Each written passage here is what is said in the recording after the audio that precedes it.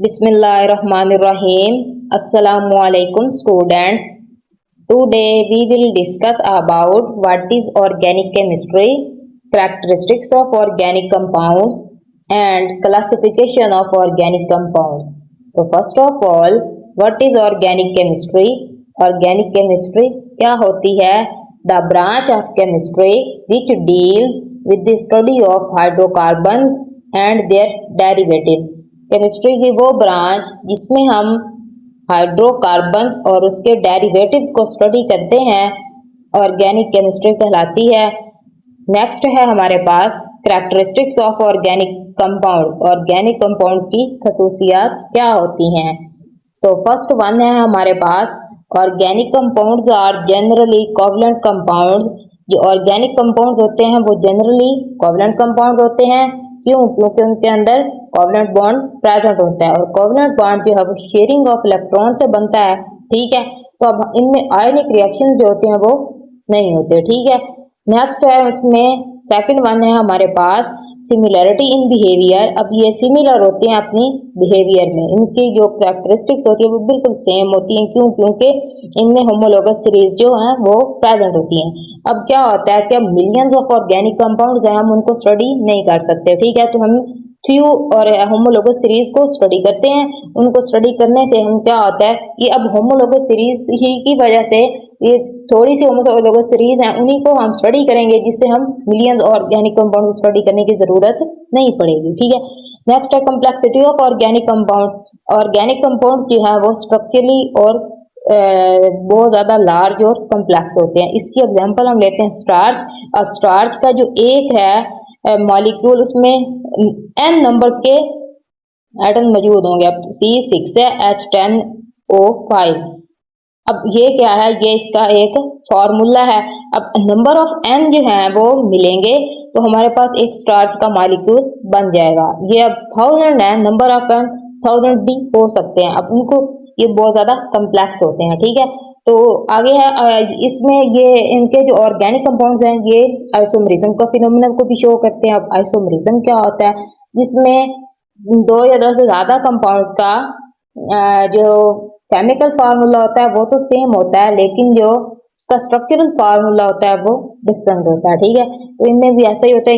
अब ज्यादा सारे मॉलिक्यूल्स ऐसे होंगे जिनका मॉलिक्यूलर फार्मूला जो है वो सेम होगा, लेकिन उनका स्ट्रक्चरल फार्मूला जो है वो डिफरेंट होगा। ऑर्गेनिक कंपाउंड का जो रेट है रिएक्शन का वो बहुत ज्यादा स्लो होता है। क्यों? क्योंकि उनकी मॉलिक्यूलर नेचर की वजह से वो मॉलिक्यूल्स की फॉर्म में पाए जाते हैं। सोलबिलिटी जो है, अब सोलबिलिटी में क्या आता है, जैसे कि मैंने पहले अपने एक लेक्चर में बताया था लाइक डिजोल्व लाइक। तो पोलर जो है वो पोलर में डिजोल्व होंगे, नॉन पोलर में डिजोल्व होंगे। अब पोलर क्या होते हैं, जिनके ऊपर पोल्स होते हैं वो वाटर में डिजोल्व होते हैं। तो जबकि जो ऑर्गेनिक कंपाउंड्स है ये क्या है, ये नॉन पोलर है, इनमें पोल्स प्रेजेंट नहीं होते, तो ये नॉन पोलर सॉल्वेंट में डिजोल्व होंगे। जैसा कि हमारे पास है बेंजीन, ईथर, क्लोरोफॉर्म, इनमें ये डिजोल्व हो जाते हैं, जबकि वाटर के अंदर ये इनसॉल्युबल होते हैं। नेक्स्ट है हमारे पास क्लासिफिकेशन ऑफ ऑर्गेनिक कंपाउंड।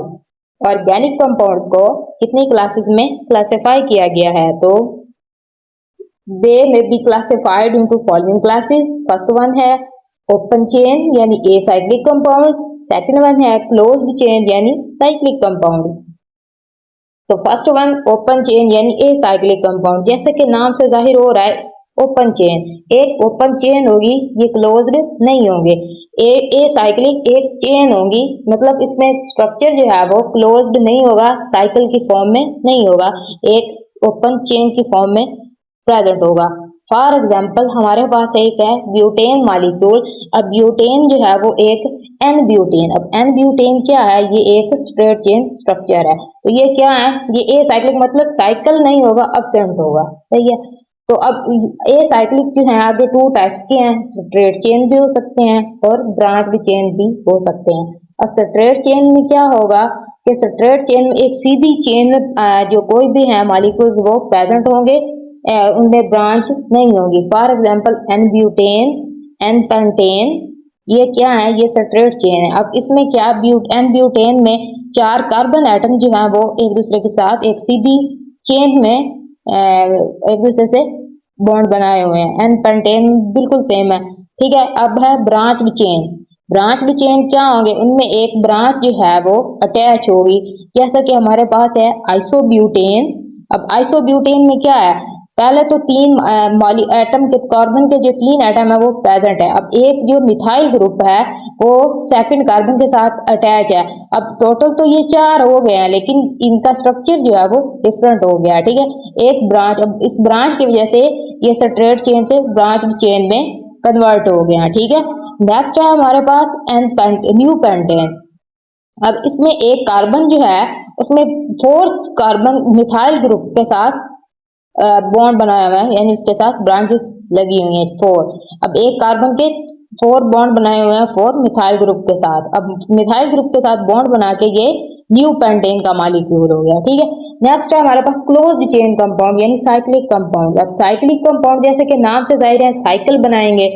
अब वो साइकिल होमो भी हो सकता है और हेट्रो भी हो सकता है। होमो मतलब सेम और हेट्रो मीन डिफरेंट। ठीक है, अब होमोसाइक्लिक होंगे या फिर हेट्रोसाइक्लिक होंगे। अगर होमोसाइक्लिक होंगे यानी उनके अंदर उनकी चेन्स जो होंगी, उनके जो साइकिल्स होंगे, सॉरी, जो उनके साइकिल्स होंगे, तो साइकिल में क्या होगा कि वो बिल्कुल एक ही तरह के कंपाउंड एटम सॉरी प्रेजेंट होंगे, एक ही तरह के एटम्स होंगे बिल्कुल सेम। अब वो टू टाइप्स के हैं, एलिसाइक्लिक भी हैं और एरोमेटिक कंपाउंड्स भी हैं। अब एलिसाइक्लिक क्या कैसे होंगे, एलिसाइक्लिक कंपाउंड्स जो होते हैं उस उनमें एलिसाइक्लिक में एक सेम रिंग होंगी ना। तो अब ये देखो फॉर एग्जांपल हमारे पास है एक साइक्लोप्रोपेन। अब इसमें तीन कार्बन प्रेजेंट है जिन्होंने आपस में बॉन्ड बना के एक साइकिल बनाया हुआ है, साइक्लोपेंटेन और साइक्लोहेक्सेन। अब साइक्लोपेंटेन में 5 कार्बन होंगी और साइक्लोहेक्सेन में 6 होंगी। ठीक है, अब 6 कार्बन ने आपस में एक दूसरे के साथ इस तरह से बॉन्ड बनाया हुआ है कि एक वो साइकिल की फॉर्म में प्रेजेंट है। अब aromatic compound, those carbocyclic compounds contain at least one benzene ring।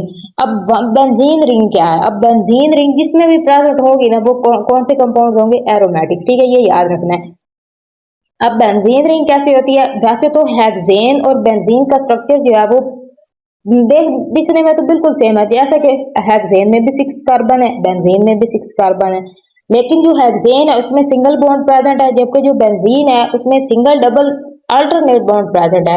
मतलब क्या है कि एक सिंगल बॉन्ड होगा, फिर अगला जो है वो डबल होगा, फिर सिंगल होगा, फिर डबल होगा। जबकि जो हेक्सेन है उसमें सारे बॉन्ड होंगे सिंगल होंगे। अगर हेक्सेन आ जाती है, हेक्सेन में तो सारे एक सिंगल आ रहा है, एक मतलब बेंजीन में एक सिंगल आ रहा है और एक डबल आ रहा है, अल्टरनेट हो रहे हैं। लेकिन जो हेक्सेन है उसमें जस्ट सिंगल बॉन्ड ही प्रेजेंट होंगे, लेकिन वो साइकिल की फॉर्म में भी प्रेजेंट हो सकती है। अगर साइकिल की फॉर्म में प्रेजेंट होगी तो वो साइक्लोहेक्सेन होगी और उसमें सिंगल बॉन्ड होगा।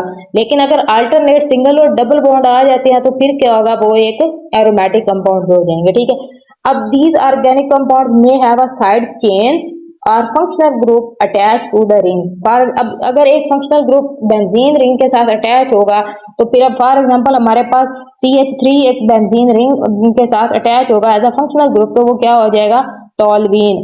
और अगर OH होगा तो वो फिनोल होगा। ठीक है, अगर NO2 अटैच हो जाता है तो फिर वो हो जाएगा नाइट्रोबेंजीन। द एरोमेटिक कंपाउंड में also contain more than one benzene ring fuse together. अब पहले क्या था, एक बेंजीन रिंग थी, फिर उसके साथ कोई फंक्शनल ग्रुप अटैच होता है, फंक्शनल ग्रुप अटैच होगा तो फिर वो एज अ साइड चेन, तो फिर वो फिनोल बेंजीन फिनोल बन जाएगा, टॉल्वीन बन जाएगी, नाइट्रोबेंजीन बन जाएगी। ठीक है, और अगर यही दो बेंजीन रिंग आपस में अटैच हो जाए हेड टू हेड तो वो बन जाएगा नैप्थोलीन। और अगर 3 जो बेंजीन है वो मिल जाए तो वो फिर क्या बनाते हैं, एंथ्रासीन। ठीक है, नेक्स्ट है हमारे पास हेट्रोसाइक्लिक कंपाउंड्स।